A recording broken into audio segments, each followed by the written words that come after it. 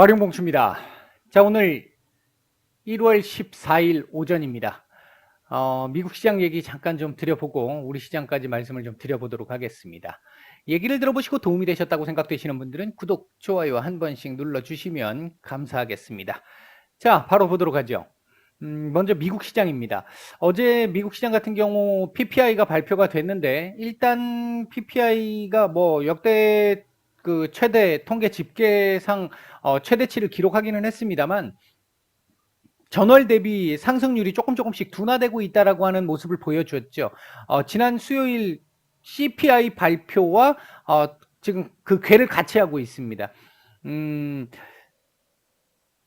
이번 주에 중국의 CPI와 PPI 발표됐던 것과 이번 주 미국의 CPI 그리고 오늘 발표됐던 어젯밤에 발표됐던 PPI까지 미국의 요 지금 흐름들이 어느 정도 지금 일관성을 가지고 움직이는 모습이 나오고 있습니다. 이 부분에서는 상당히 좀 우호적이라고 볼 수 있는 상황이라고 말씀드릴 수 있을 것 같고요. 신규 실업수당 청구 건수 같은 경우는 조금 증가하긴 했습니다만 뭐 팬데믹 이전 수준이기 때문에 큰 뭐 영향을 끼치지는 못했습니다. 근데 그러면 CPI, PPI 둘 다 이 인플레이션의 피크 아웃 가능성을 보여주는 정도의 지표가 나왔는데 왜 어제 나스닥이 이렇게 밋밋미하는 모습을 보였느냐? 이제 이 부분을 봐야 될 것 같은데 일단은 뭐 지금 명확하게 한 가지로 말씀을 드릴 수 있는 상황은 아닌데 1차적으로는 밸류 지금 이제 어쨌든 긴축 모드로 앞으로 가게 될 거잖아요. 긴축 모드로 가게 됐을 때 제일 먼저 타격을 받을 수 있는 이 섹터들이 아무래도 성장주, 기술주 얘네들이잖아요. 이제 이런 흐름이다 보니까 밸류 논란을 지금 조금씩 만들어내고 있는 시장이 지금 올 초부터 시작해서 밸류 논란들을 지금 또 다시 언급하기 시작을 했으니까 이제 이 부분에서 고평가 관련된 논란들이 조금 있는 가운데 이게 베이스로 깔려 있는 가운데 이번 주 들어서 연준 위원들의 발언들이 계속 나오고 있는데 심지어 비둘기파적 성향을 가지고 있었던 분들조차도 굉장히 매파적인 발언들이 나오고 있고 중립 또는 매파적 발언 그 성향을 가지신 분들 같은 경우는 강경 매파로 돌아서는 이런 흐름들의 발언들이 계속 나오다 보니까 아마 시장이 어제 이쪽에 좀 반응을 했던 것 같고요. 특히 브레이너드 연준 부의장의 이 어제 강경 발언이 시장에는 조금 더 타격을 주지 않았을까? 일단 개인적으로는 그렇게 보고 있습니다. 연준 부의장, 그러니까 브레이너드 부의장 같은 경우가 현재 우리 연준의 목표의 1번은 물가를 두드러 잡는 거다. 2%대까지 두드러 잡을 거고 올 말까지 2.5% 정도까지 그 회귀를 시킬 거다. 이런 얘기를 했습니다. 지금 7%대 2%로 줄이겠다. 2%대로 줄이겠다. 일단 이 얘기는 바꿔 얘기하면 매우 강경한 정책을 피겠다라고 볼 수 있는 부분이잖아요. 그리고 이제 또 한 가지가 3월 테이퍼링 종료 시 즉시 기준금리 인상도 가능해. 이러면 3월 금리 인상 파월 의장에 이어서 연준 원펀치, 투펀치 모두 부의장까지 쐐기를 박았죠. 3월 금리 인상은 이제 거의 확정적입니다. 이렇게 되면 거의 기정사실화된 거죠. 이렇게 되면 올 4회까지 금리 인상 가능성이 생겼다라는 거죠. 확실히 좀 부담은 될 수 있습니다. 대신 아마 제가 판단할 때 이제 이건 제 예상입니다. 만약 금리 인상이 4번 나온다면 올해 4번의 인상을 한다면 대차 대조표 축소는 진짜 올 완전 말이거나 아니면 내년 초로 넘어갈 가능성도 있습니다. 만약 3번 한다면 올해 안에 대차 대조표 축소가 나올 수도 있습니다. 일단 컨센이 그런 정도까지는 형성되지 않았나 일단 개인적으로 보고 있는 상태고요. 일단은 우리는 4번 기준금리 인상 4번은 기본으로 깔고 가야 될 수도 있습니다. 아직 뭐 확정은 아닙니다만 3월부터 인상을 한다라고 했었을 때 중간에 그 상황에 따라서 대차대조표 축소 QT가 같이 등장할 수도 있습니다만, 그렇게 가게 되면 시장에 미치는, 경제에 미치는 이 영향이 굉장히 커져서 침체 우려가 생길 수도 있어요. 그렇게까지 한꺼번에 가기는 조금 어렵다고 보는데, 그러면 왜 지금 연준 위원들이 이렇게까지 계속 얘기를 하고 있느냐? 지금 이번 주 연준 위원들의 발언을 보면 충분히 뭐 기준금리 인상 4번의 QT까지도 다 할 수 있는 것처럼 얘기를 하고 있습니다. 현재. 그렇게 얘기하고 있는 이유는요, 제가 볼 때는 연준 위원들도 사람입니다. 그리고 그분들은 기본적으로 주가 하락을 원치 않습니다.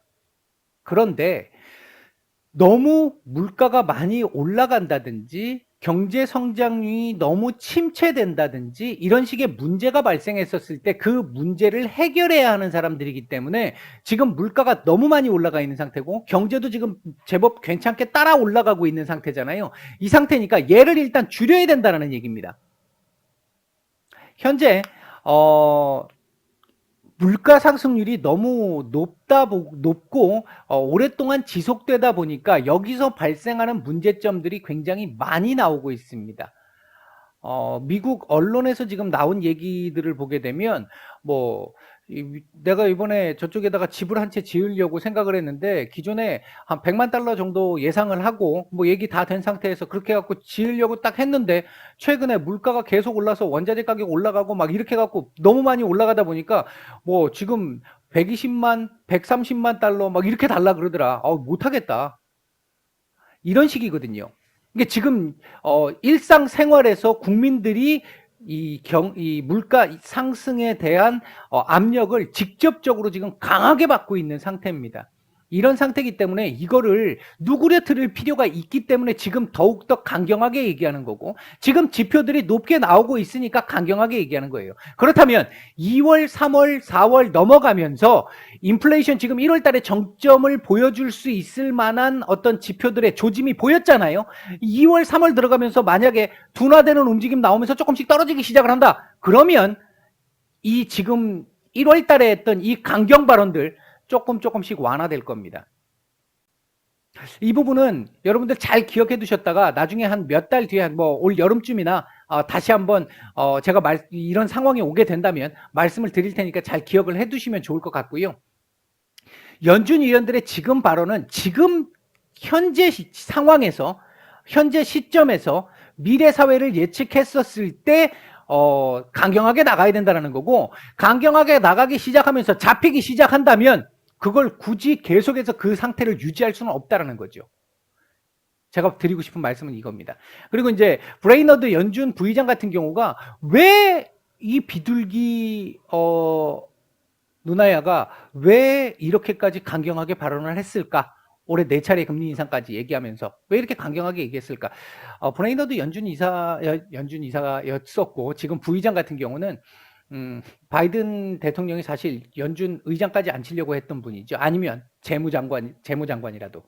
근데 지금 상황상 뭐 재무장관은 지금 옐런 빵빵한 뭐 지금 전혀 이 삐집고 들어갈 틈이 없는 분이고 이분도 연준 의장 출신이니까. 그리고 지금 파월 의장은 상황상 연임을 시켰잖아요. 그래서 지금 안 된 건데 바이든 대통령과 관계가 상당히 좋습니다. 요번에 임명을 할 때도 이 파월 의장은 연임을 시켜놓고 한 30분 얘기를 했고 브레이너드 부의장 같은 경우는 임명을 시켜놓고 1시간 반을 얘기를 했어요. 따로. 그만큼 복심이라는 거죠. 그런 상태인데 지금 바이든 대통령의 지지율이 33%, 30%대 지금 초반이잖아요. 굉장히 좋지 않습니다. 11월 달 중간 선거 있는데 굉장히 불리해요. 바이든 대통령이 잘 돼야 브레이너드 지금 부의장도 다음을 볼 수 있잖아요. 그리고 원래 이분이 극민주당적 성향을 가지신 분이죠. 사실 이 기업적 성향은 아닙니다. 그렇기 때문에 이분이 지금 비둘기파적으로 얘기를 한다라고 해가지고 시장이 굉장히 친시장적으로 갈 것이다 이렇게 생각하기는 좀 어렵습니다. 뭐 예를 들어서 독과점 관련해가지고 대기업 규제 이런 것들에 대해서 강력하게 주장하시던 분이니까. 어쨌든 뭐 그 부분이 중요한 건 아니고요. 일단 이분이 이렇게까지 얘기할 수밖에 없었던 이유, 그래서 어제 충격을 받았던 이유, 이 말씀을 드리고 싶었던 거고요. 일단은 뭐 그 브레이너드 부의장의 예상을 뛰어넘는 강경 매파 발언으로 어제 나스닥 중심으로 강한 하락이 나왔고요. 아마 이 여파는 오늘 여기까지도 미치지 않을까. 14,700, 650포인트, 14,700포인트 뭐 요 사이까지 영향을 일단 끼칠 가능성은 높고요. 여기서 밑으로 이제 조금 횡보하면서 바닥을 다져야 될 것 같습니다. 지금 현재 기분 나쁜 건 요 흐름 만들어지고 있다라는 거, 지금 조금 기분 나쁘게 가고 있는 흐름은 있습니다. 이거 지금 이렇게 만들어질 수 있다라는 거. 그렇기 때문에 일단 좀 지켜봐야 되는데, 요 구간에서라도 일단은 옆으로 기는 흐름 만들어 줘야 하는, 지금 조금 차트상으로는 좋지 않은 자리를 만들어 놓은 지금 입장입니다. 현 상황입니다. 일단 이렇게 말씀을 드릴 수 있겠고요. 우리 시장 얘기를 잠깐 드려보면요.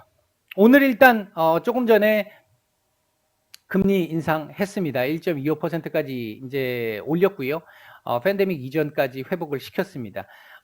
미국 금리 인상 아직 한 번도 이루어지지 않았습니다만 우리 3회 인상을 한 거고요. 그게 좀 개인적으로는 조금 더 시장 친화적인 모습을 좀 보여주셨으면 어땠을까 했는데, 뭐 어쨌든 예상은 거의 뭐 올리는 게 기정사실화 돼 있었던 상황이니까 어쩔 수 없는 부분이고, 그러다 보니까 일단 외국인들 매도 많지는 않습니다만 매도가 지금 조금 나오고 있는 상태고, 이에 따라서 시장 지금 영향을 좀 받고 있습니다. 미국 시장의 영향도 있었었고, 오늘 금리 상승에 대한 인상에 대한 영향도 지금 좀 있는 상태고요. 요 구간에서 이제 금통위 결정을 앞두고 경계하는 물량들이 좀 나오면서 밀렸다가 이후 금리 인상 결정 이후에 반등이 좀 나오고 있는 모습이긴 한데, 아직 제가 이주열 총재의 발언을 확인을 못한 상태에서 지금 들어와서 그 부분을 좀 봐야 될 것 같은데, 이주열 총재가 오늘 금리 인상을 하고 나서 조금은 비둘기적인 얘기를 해주기를, 연이어서 계속해서 인상한다라는 얘기보다는 올해 한 차례 정도는 더 올릴 수 있을 것 같은데, 뭐 상황을 보면서 해야 될 것 같아, 뭐 요런 정도 얘기라도 해준다 그러면 일단 시장에서는 조금은 안도할 가능성이 좀 있기는 합니다. 시장 전체적인 수급은 장 초반보다는 지금 조금 둔화되기는 했는데 전체적으로 나쁘지는 않습니다. 나쁘지는 않은 상태고, 일단 기관들의 매도도 지금 현물 매도도 나오고 있는 상황, 외국인들 선현물 매도가 많지는 않지만 나오고 있는 상황, 이 부분이 지금 지수에 부담을 지금 주고 있는 상황이다라고 볼 수 있겠고요. 현재 움직이고 있는 섹터들을 보게 되면 오늘 아침에 그린벨트 해제 얘기가 나왔잖아요. 군사시설 지역 쪽에. 그래서 그 관련 테마들, 그 지역, 부근 지역에 땅 가지고 있는 기업들, 뭐 일단 상승이 좀 굉장히 좀 두드러지게 나오고 있고요. 뭐 상한가도 지금 나오고 있는 상태고, 그 외에도 뭐 스마트카 관련주들 관련해가지고 카메라 모듈 뭐 이런 쪽, 무선 충전 기술 뭐 이런 것들까지 해서 같이 좀 올라오고 있고, PCB 섹터들이 조금 움직이고 있습니다. PCB 섹터들 움직이고 있는 거 조금 반갑습니다. 이 부분은요, 좀 반가운 부분이고, 자율주행 쪽도 지금 일단 카메라 섹터들 올라오면서 같이 조금씩 올라오는 모습들, 같이 겹치니까 이제 그런 모습들이 진행이 되고 있습니다. 반면 바이오 섹터 어제 이어서 오늘도 지금 상당히 좋지 않은 모습을 보이고 있고, 그다음에 이제 네트워크 통합, 인터넷 섹터, 그러니까 플랫폼 기업들, 그다음에 2차 전지 sek터 어제 이제 많이 오르다 보니까 오늘 조금 조정이 나오고 있는 모습, 이렇게 지금 진행이 되고 있고요. 현재 외국인들 매수하고 있는 종목들 보게 되면 LG화학, 삼성전자, KB금융 정도 있는데 양이 그다지 많지는 않습니다. 매도 상위 쪽에서는 NC소프트, SK하이닉스, OCI, 카카오뱅크, HMM, 네이버 정도 눈에 띄고요. 코스닥 쪽에서는 비덴트, 컴투스홀딩스, 골프존, EM텍 정도 매수가 괜찮습니다. 매도 상위 쪽에서는 아프리카TV, LNF, 다날, 데보 마그네틱, 하이비전 시스템, 셀트리온 헬스케어, SM, 카카오게임즈, 컴투스 뭐 이런 종목들 매도가 좀 나오고 있습니다. 일단 다음 주 청약 이 부분이 있기 때문에 아마 청약을 위해서 매도를 해야 하는 상황이라고 한다면 오늘까지 매도가 돼야 되잖아요. 아마 고물량도 지금 기관 쪽에 좀 있는 걸로 보여지고요. 그다음 이제 다음 주 일단 청약에서 뭐 역대급으로 몰릴 것 같은데 수급에 대한 어떤 또 이 왜곡이 좀 나타날 수 있을 것 같아서 조금 걱정스럽기는 합니다. 현재. 차트적으로 일단 한번 보겠습니다. 별로 좋지 않죠, 지금. 그림이 지금 이렇게 가고 있는, 단기적으로 보면 이렇게 지금 만들어지고 있는 상태라서 별로 좋은 그림은 아닙니다. 더군다나 이것까지 지금 2950까지 이탈된 상태이기 때문에 좋은 그림은 아니고요. 이렇게 되면 지금 또 2900포인트 또 바닥 테스트를 또 해야 되는 상황인데, 이거 안 만들려고 위로 좀 올린 거였는데 오늘 갭으로 밀리면서 지금 이 그림을 만들었습니다. 만약 오늘 양봉으로 전환을 시켜가지고 2950 근처에다가 갖다 붙여놓고 마감을 하는 그림을 몸통 만들면서 양봉으로 마감을 하는 그림을 만든다라고 한다면 혹시 모르겠습니다만, 그게 아니라고 한다면 일단은 2900포인트까지 다시 한번 열어놔야 되는 상황이 나올 수 있겠고요. 일단 뭐 그렇다고 해서 하단으로 막 이렇게 막 쏟아 내릴 거라고 보여지지는 않는데, 일단은 우호적인 지금 흐름보다는 이 대외적으로 조금 이렇게 그 우호적이지 못한 내용들이 조금 많은 구간이잖아요. 그러다 보니까 위로 이렇게 지금 올려주기를 기대를 했던 건데 그 부분은 지금 좀 안 된 것 같고, 이렇다고 한다면 옆으로 기면서 2900포인트 지지를 해줘야 되는, 이 부분을 기대를 해야 하는, 이쪽으로 가야 할 가능성이 일단은 좀 높아졌다, 이렇게 볼 수 있을 것 같습니다. 아마 이런 과정 속에서 개별주들 움직임들이 조금 있을 수는 있겠고요. 이제 개별주 테마주들 움직임들이 좀 있을 수 있겠고요. 전체적으로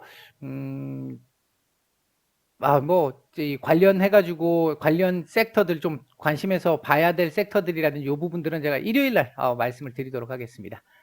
오늘 오전 말씀 여기까지 드리고 마치겠습니다.